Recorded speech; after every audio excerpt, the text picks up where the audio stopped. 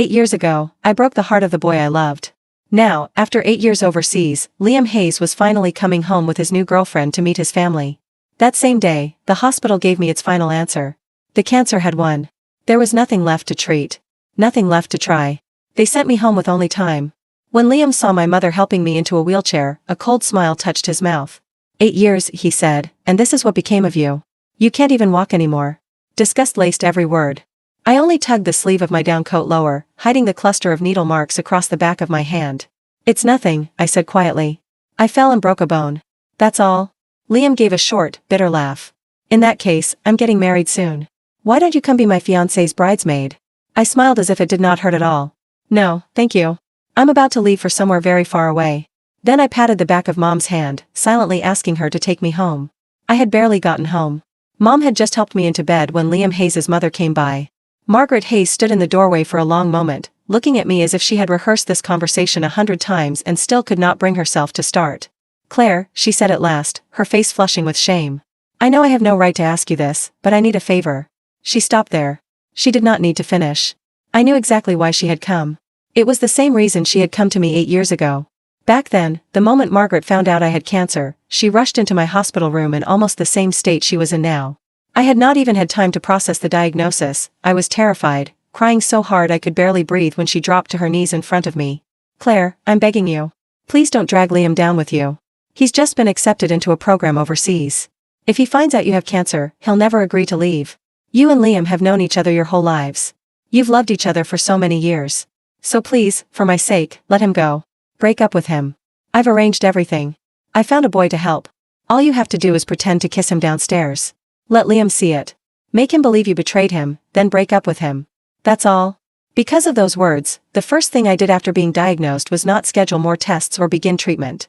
Instead, I put on the coldest face I could manage, pretended to cheat, forced Liam to hate me, and drove him out of the country without mercy. Sure enough, a second later, Margaret looked at me with guilt in her eyes. Claire, please don't blame me. I had no choice. Liam's girlfriend now was his classmate overseas throughout graduate school and his doctoral program. They're perfect for each other. I really don't want to ruin such a good marriage. You know Liam, he adored you when you were kids. If he finds out the truth about what happened back then, I'm afraid. Her voice shook. I'm afraid he'll throw everything away again. So, could you stay away from him for a while? Here, you don't have much time left anyway, do you? In your condition, you shouldn't be going out, don't you think? The moment Margaret said those words, my mother grabbed a pack of adult diapers from beside the bed and slammed it down so hard the mattress shook. Seeing that she was about to lose her temper, I quickly tugged at her sleeve and softened my voice. Mom, please. It took several seconds before she managed to hold herself back. Only then did I look back at Margaret. I can promise I won't tell Liam what happened 8 years ago, I said calmly. But I can't promise I won't see him. No, I could not promise that because during all 8 years of surgeries, chemo, and hospital ceilings, there had never been a day when I stopped missing Liam. When chemotherapy became too much to bear, I would clutch the old photo of Liam and me until my fingers cramped. Some nights, that picture was the only thing that kept me from giving up. I went through more surgeries than I could count, some minor, some so dangerous Mom signed the consent forms with shaking hands. More than once, I was rushed into the ICU and almost did not wake up again. Every time Mom stood beside my bed and shouted herself hoarse. Claire, have you forgotten? You said you were going to survive. You said you'd get better, go overseas, and explain everything to Liam yourself. You promised me when you were well enough, you said you'd let me take you to find him. If you die now, you'll never see him again. It was my mother's voice calling Liam's name again and again that pulled me back from the edge more times than I could count. In the end, I still lost. And Liam had a new life now. He was about to get married, but in the last stretch of time I had left, I still wanted to be near him, even if only for a little while. That was why after I heard he had come home, I forced myself to leave the hospital. Even though the doctor had already made it clear, going home no longer meant recovering. It only meant waiting for what came next.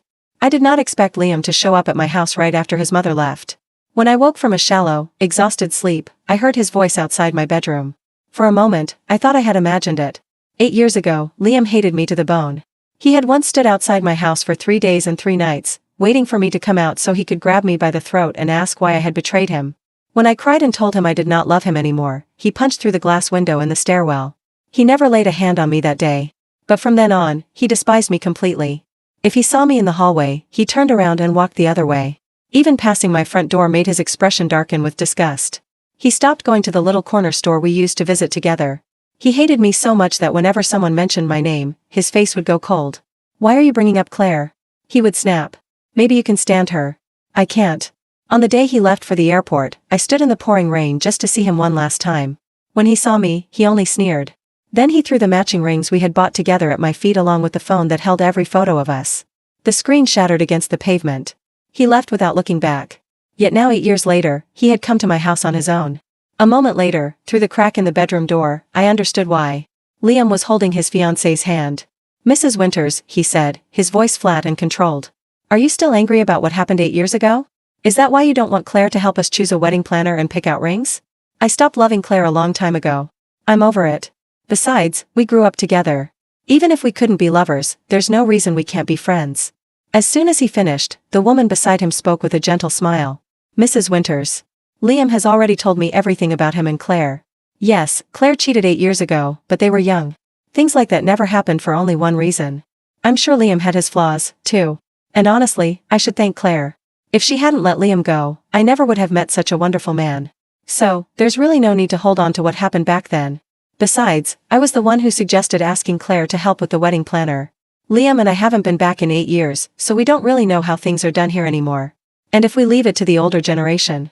She paused, then smiled as if she had said something charming. "The taste level might be a little hard for me to handle. 8 years ago, when I had just been diagnosed with cancer, the thing I wanted most was for Liam to forget me and move on. But now, hearing him speak so calmly about what had happened back then, hearing him mention me as if I were nothing more than an old mistake, I still felt something twist quietly under my ribs. He had told his fiancée everything about us. He had not hidden a single thing. That should have meant he had truly let go.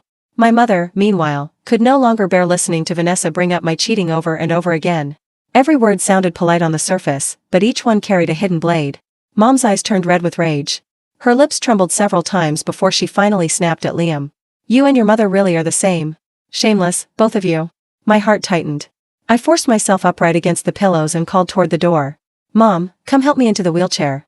I'll talk to Liam myself." Mom came into the bedroom. When she saw me trying to sit up, her face was still dark with anger.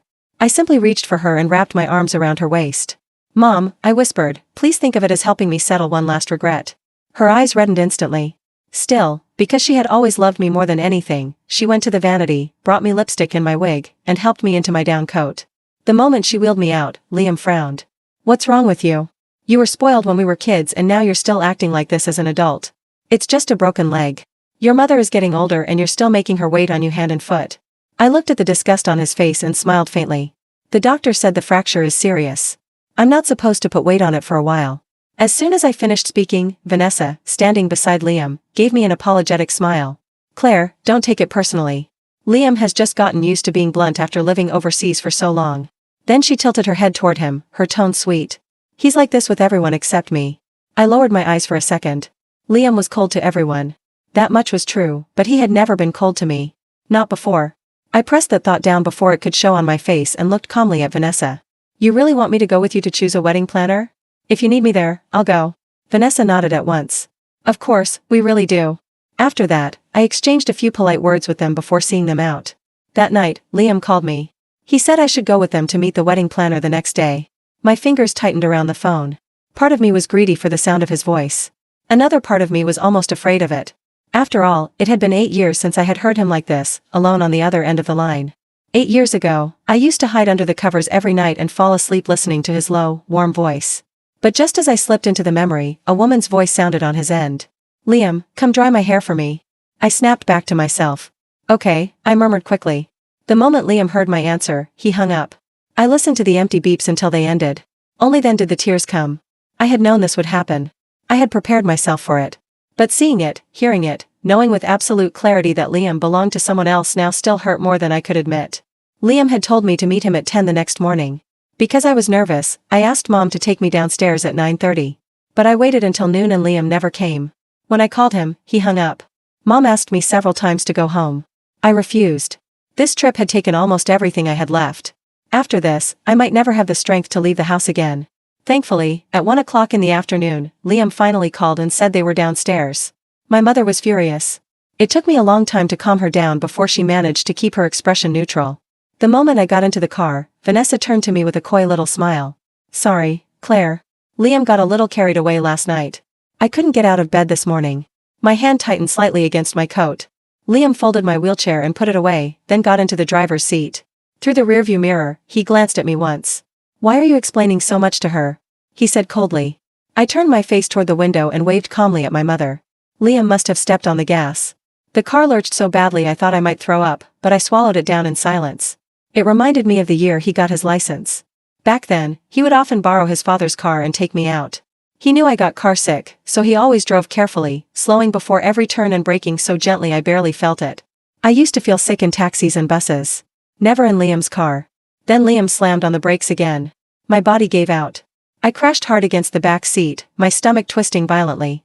A small sound escaped before I could stop it. When Liam heard me, he sneered. "Claire, you don't actually think I'm still going to take care of you the way I did 8 years ago, do you?" "No, no, no." I wiped the dampness from the corner of my eye and said softly, "No, you should take care of Vanessa now. She's your girlfriend." Liam gave another cold laugh. "You're right." Then he stepped harder on the gas. My back slammed into the seat again. Pain shot up my spine, sharp enough to steal my breath. But I still smiled. Hatred was fine. At least while I was still alive, some part of me still mattered enough for him to hate. It did not take long for us to reach the restaurant. When we got out, Liam carried me from the car. The moment I was back in his arms, I almost failed to hold myself together. For one brief second, I could smell the familiar scent of him, clean soap and winter air. My fingers curled against my palm, but I did not dare touch him. Liam carried me out quickly and set me into the wheelchair just as quickly because the second he put me down, he turned to Vanessa and asked for wet wipes. Then he scrubbed his hands hard. Vanessa gave me an awkward smile from the side. "Sorry, Claire. Liam's a clean freak. If any woman other than me touches him, he gets uncomfortable." I lowered my head and pressed my lips together, pretending I had not seen what he did or heard what she said. After that, I let Liam and Vanessa push me into the restaurant, walking arm in arm behind me. As soon as we sat down, Liam picked up the menu and ordered several heavy spicy dishes. Listening to the server repeat the order, I quietly lowered my eyes. I had never been able to eat spicy food. Neither had Liam, so it was obvious who he was ordering for. I did not try to make things hard on myself. In my current condition, even ordinary food was difficult. There was no way I could handle anything that rich or hot. So, I asked the server to add a plain vegetable soup for me. For some reason, Liam suddenly lost his temper. "You're already skin and bones," Liam snapped. "And you're still trying to diet." For one foolish second, the concern in his voice caught me off guard. Then I smiled. Evan likes me thinner. Evan was the man Margaret had found for me 8 years ago, the one who helped me stage the fake affair. After Liam left the country in anger, I never saw Evan again. The moment Liam heard his name, his face went cold. Vanessa, sitting beside him, immediately gave me a soft smile. "Claire, don't misunderstand. Liam is a doctor now. He gets upset whenever he sees people harming their health just to lose weight." Vanessa smiled at me from across the table like she was doing me a kindness. I smiled back. That was the thing about being this sick for this long. You get very good at smiling. You learn to make it reach your eyes, to hold it steady through the trembling, to keep it in place while something underneath your ribs quietly breaks for the 14th time that afternoon. "Of course," I said. "He's always cared about people's health." Liam glanced at me from over his menu. Something crossed his face for just a moment, something that might have been confusion or might have been the distant echo of a memory he had long since tried to bury. Then it was gone, replaced by the expression he had been wearing since he came back. Cold. Final. Like a door that had been locked from the inside. I looked down at my hands in my lap. I had pulled my sleeves down before we left the house. The marks on the back of my hand were from 4 lines, from blood draws, from the ports they had placed and replaced over 8 years of trying to keep me alive. Mom had sewn small patches of soft fabric into the lining of all my down coats so the fabric wouldn't catch on the bruising. She had done it quietly, without comment, the way she did most things now. The soup arrived. Plain broth, pale yellow, with a few thin slivers of vegetable floating in it. I looked at it and thought, I might be able to manage half. Across the table, Vanessa was laughing at something, her hand resting lightly on Liam's arm, her head tilted toward him in the practiced angle of a woman who knows exactly how she looks from every direction. She was beautiful. She was warm in the surface way of people who have learned that warmth is socially useful.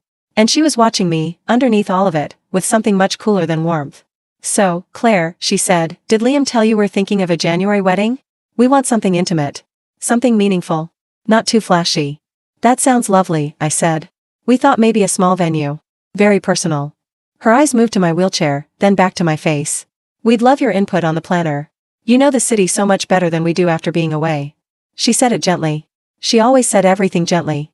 But the underneath of it was always the same: you are the one who was left behind. You are the one who stayed while we built a life somewhere brighter. I nodded and said I would help however I could. Liam said nothing. He ate. He didn't look at me. The weeks that followed were the most carefully constructed torture I had ever willingly entered. I helped them choose the wedding planner. A woman named Diana with an office on the 3rd floor of a building I had walked past 100 times during treatment, which I had never mentioned to anyone. Diana had a board of sample florals on her wall and a way of smiling at Liam and Vanessa that said she had been told the romantic story of their reunion abroad and found it very moving. She had not been told about me. Only that a local friend was helping with logistics. I sat in my wheelchair and gave opinions about lilies versus peonies and whether the ceremony space should be candlelit or use natural light. I was good at this. I had 8 years of lying quietly in hospital beds with nothing to do but read and think. And somewhere in those years I had apparently developed opinions about tablecloths. Vanessa deferred to me on almost everything. It was her way of making sure the room understood who held the real power, the deference of a woman who is so certain of her position that she can afford generosity. Liam said very little. He reviewed seating arrangements and approved vendor contracts with the efficiency of someone who had learned to make decisions without investing in them emotionally. He was good at that. He had probably always been good at that, under the surface. Or maybe he had learned it after leaving. Either way, the boy who used to drive slowly through every curve so I wouldn't feel sick was somewhere very far away. Once, during a meeting about music for the reception, Diana played a short clip of a waltz we had been considering, and Liam went very still. It was the song from the Winter Festival the year we were 16. We had danced badly and laughed the entire time, and his grandmother had watched from across the square and said we looked like 2 drunk penguins, and we had laughed even harder at that. The clip lasted 12 seconds. For those 12 seconds, Liam did not move at all. Then Vanessa said she preferred something more contemporary and the moment ended and Liam agreed with her. And I looked at my hands and thought, he remembered. He remembered and he chose to let it go, and that is the answer to a question I am not going to let myself ask. I got worse in the 2nd week. Mom knew. She had been watching me the way she had watched me through every bad stretch, with the particular attention of someone who has memorized the signs and still never gets used to seeing them. You should tell him, she said one night. No. Claire, I want these last weeks to be what they are. Not a conversation about what they should have been. She was quiet for a long time. Then she said, your father would be furious with me for letting you go through this. Dad would understand. Your father would be standing outside that boy's door at this very moment. I almost smiled. That's probably true. She reached over and held my hand, the damaged one with all its history. She held it the way she always did, firmly, like she could keep me here by grip strength alone. I'm not going anywhere tonight, I said. Tonight I'm right here. She didn't say anything. She just held on. It was Vanessa who finally pushed things past the point of management. It happened on a Thursday, at a venue walkthrough. We had been there for 2 hours, and I was tired in the bone-deep way that arrives faster these days, the kind of tired that has no relationship to sleep. I had taken my medication that morning, but the midday dose was in my bag, which Vanessa had offered to carry. At some point I asked for the bag. She was in conversation with Diana about the layout of the reception space and she waved a hand without turning. Just a moment. A moment became 10 minutes. The pain in my side had been building since the 2nd hour and I needed the medication, but I sat in my wheelchair and waited because I did not want to interrupt and I did not want to make a scene. And I did not want Liam, who was across the room measuring something with Diana's assistant, to look at me and see someone who needed things. When Vanessa finally turned and handed me the bag, I unzipped the front pocket and found it empty. I looked at the pocket. I looked at the bag. I tried the main compartment, the side pocket, the small inner zip. Nothing. Looking for something? Vanessa's voice was very light. My medication. She tilted her head. I haven't touched anything in your bag. I looked at her. Her face was pleasant and calm and behind her eyes was something I recognized, the look of someone waiting to see what you will do. It was in the front pocket, I said carefully. Maybe you forgot to pack it. She glanced at Liam, who had turned at the shift in tone. Claire, I have to be honest with you. I've been a little worried. Her voice was soft and concerned and perfectly pitched for the room. I know you and Liam have history, and I understand it might be difficult watching him move forward. But some of the things you've been doing lately, the wheelchair, needing so much help, this level of, she paused, as if searching for gentle words, fragility. I wonder if some of it might be. She let the implication hang. Liam was watching now. I felt my hands go cold. Not from anger. From the very specific exhaustion of a person who has endured too much to have the energy for rage. Vanessa, I said quietly, what exactly are you suggesting? I just think, she leaned forward slightly, that sometimes when we're hurting emotionally, we find physical expressions for it. That's not a judgment. It's just, maybe you don't need quite as much care as you think. She stood up and held out her hand to me, smiling. Why don't we try? Just stand up for a moment. I'll help you. I'm sure you can do it. She can't stand, my mother said from behind me, her voice a blade. Mrs. Winters, I only meant, she cannot stand. My mother's voice did not waver. She has not been able to stand without assistance for 4 months. Not because she is fragile and not because she is pretending and not because she is emotionally distressed about anything your fiancé did to her. Because her body is failing. That is all. The room went completely silent. Liam was still across the room. He had not moved. I don't know what my face looked like. I had stopped monitoring it. I reached into the main compartment of my bag and found the small photo I always kept there, Liam and me at 17, at the winter festival, 2 drunk penguins. I slipped it into my coat pocket. I would not need it anymore, I thought. I had looked at it enough. It was part of me now. I'd like to go home, I told my mother. She was already behind my wheelchair. I did not look at Liam on the way out. I heard him say my name once, quietly, when I was almost at the door. I kept going. I collapsed 2 days later. Mom had helped me to the bathroom in the early morning, and on the way back I went down. There was blood, the kind that no longer surprised either of us but that still made my mother's face go white. She called the ambulance. I was conscious for part of the ride and unconscious for most of what followed. I came back to a hospital room I knew well. The specific quality of the light, the sound of the monitors, the smell of the antiseptic that I had been breathing for most of my adult life. My mother was in the chair beside the bed. She had been crying. Her hands were clasped in her lap very tightly. Mom. She looked up. Her face did the thing it always did, relief flooding in over the grief